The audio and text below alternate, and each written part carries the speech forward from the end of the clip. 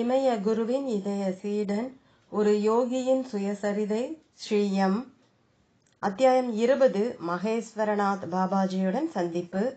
விடியலில் மனாகிராமத்தை நோக்கி புறப்பட்டேன். நடுப்பகலில் போய் சேர்ந்தேன். அங்கே திபெத்திய இடையர்கள் வசித்து வந்தனர். அவர்கள் நேர்த்தியாக வடிவமைக்கப்பட்ட வண்ண கம்பளிகளை பருத்தி ஆடை மீது அணிந்திருந்தனர். அவர்கள் எல்லோருமே புத்த மதத்தை சேர்ந்தவர்கள்.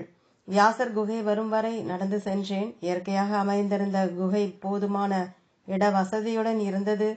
சுற்றுப்புறத்தில் இருந்த இதர குகைகளையும் பார்த்து வரலாம் என முடிவு செய்தேன். பாறைகளின் மேலே நடந்து சென்று சரஸ்வதி நதி அலகானந்தாவில் சங்கமமாவதை பார்த்தேன். அதற்கு அப்பாலும் 1 மணி நேரம் பாறை பாதையிலேயே நடந்து வசுந்தரா நீர்வீழ்ச்சிக்கு சென்றேன். சொர்க்க ரோஹிணிக்கு போக வேண்டும் என்பது என் எண்ணமாக இருந்தது.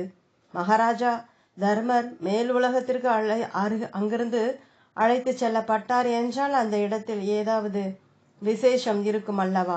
ஒருவேளை அங்கே அசாதாரணமான மனிதர்கள் வசித்திருக்கலாம் அல்லவா?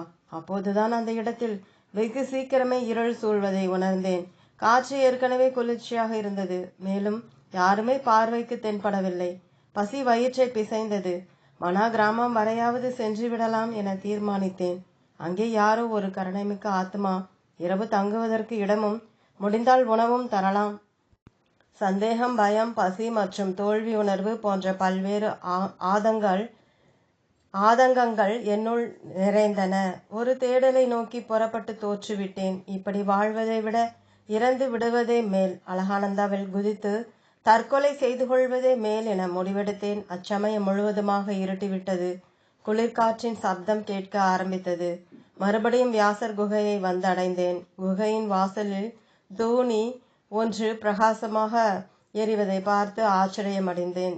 நெருப்பு கொழுந்துவிட்டு நடனமாட விறகுகள் பிரகாசமாக எரிந்து கொண்டு இருந்தன. உறைய வைக்கும் சீதோஷ நிலையை தாண்டி நெருப்பின் உஷ்ணம் என்னை வரவேற்றது. யார் இந்த அக்னியை ஏற்றி இருக்க முடியும் என யோசித்தபடி அதை நோக்கி சென்றேன். யாராவது இடையராக இருக்குமோ, அல்லது இப்போதாவது ஏதோ ஒரு யோகியை தரிசிக்கப் போகிறேனா? குகையின் உள்ளே இருந்து ஒரு குரல் வந்தது. எனக்கு மிகவும் பரிச்சயமான குரலாக தெரிந்தது. எனது மனதின் ஆழத்தில் இத்தனை வருடங்களாக புதைந்திருந்த அந்த குரல் இப்போதுதான் வெளி உலகிற்கு கேட்கிறதா? நடுங்கிக் கொண்டே குகையை நோக்கி சென்றேன். உள்ளே இருந்து நீளமான ஜடாமுடியுடன் இடுப்பில் ஒரு வெள்ளை துணியை மட்டும் அணிந்து இருந்த ஒரு உயரமான மனிதர் வெளியே வந்தார். வா! அந்த குரல் தெளிவான இந்தியில் அழைத்தது. இத்தனை நாட்களாக எங்கே சுற்றி கொண்டு இருந்தாய் மது? மது? நீண்ட காலமாக மறந்திருந்த அந்த பெயரை கனவில் கேட்டிருக்கிறேனே. யார் இந்த மனிதர்? நான் மது இல்லை, மும்தாஜ் அலிகான். போதும் போதும், எனக்கு தெரியும். வாஞ்சியூர் பலாமரத்தின் கீழிருந்து வியாசர் குகை வரை எல்லாம் எனக்கு தெரியும். வா, இங்கு வந்து உட்கார். நெருப்பு குண்டத்தின் அருகே உட்கார். முதலில் உனக்கு உணவை கொண்டு வருகிறேன். அதற்கு பிறகு நீ தூங்கலாம். நாளை நாம் பேசலாம் என்று அவரது வலது கையால் எனது தோளை மிகுந்த அன்புடன் தட்டி கொடுத்தார். அந்த கணம் இவரைத்தான் எனது வீட்டின் பின்புற பலாமரத்தின் கீழே எனது 9வது வயதில் சந்தித்திருக்கிறேன் என்பதை உணர்ந்தேன். அவரேதான். குரல் கூட அதேதான். எனது குருவை சந்தித்து விட்டேன். தந்தை, தாய், ஆசான் என்று எல்லாமுமாய் இருந்த எனது குருவை சந்தித்து விட்டேன். அடுத்த 3½ ஆண்டுகள் அவரை விட்டு விலகாமல் இருக்க போகிறேன். அவர் குகைக்குள் சென்று தனது கமண்டலத்துடன் வெளியே வந்தார். அதில் 2 சப்பாத்திகளும் சூடான உருளைக்கிழங்கு கறியும் இருந்தன. என் முன்னே வைத்து சாப்பிடு என்றார். நான் குனிந்து அவரது பாதங்களை தொட்டு வணங்கினேன். உங்களை பாபாஜி என்று அழைக்கிறேன். எனக்கு வேறு எந்த பாபாஜியையும் தெரியாது.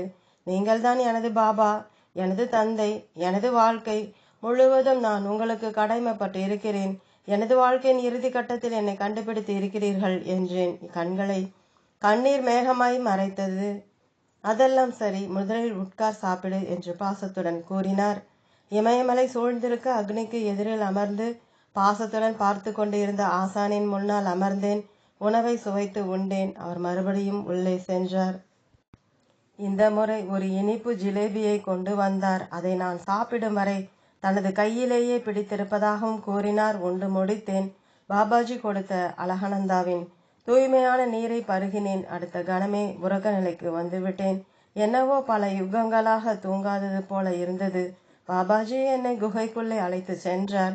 வெளியிலிருந்து வந்த நெருப்பின் மங்கலான வெளிச்சத்தில் உள்ளே இலைகள் தலைகளின் மேலே கம்பளி சால்வையை விரித்து பாபாஜி எனக்காக படுக்கை தயாரித்து வைத்து இருந்தார் என்பது தெரிந்தது.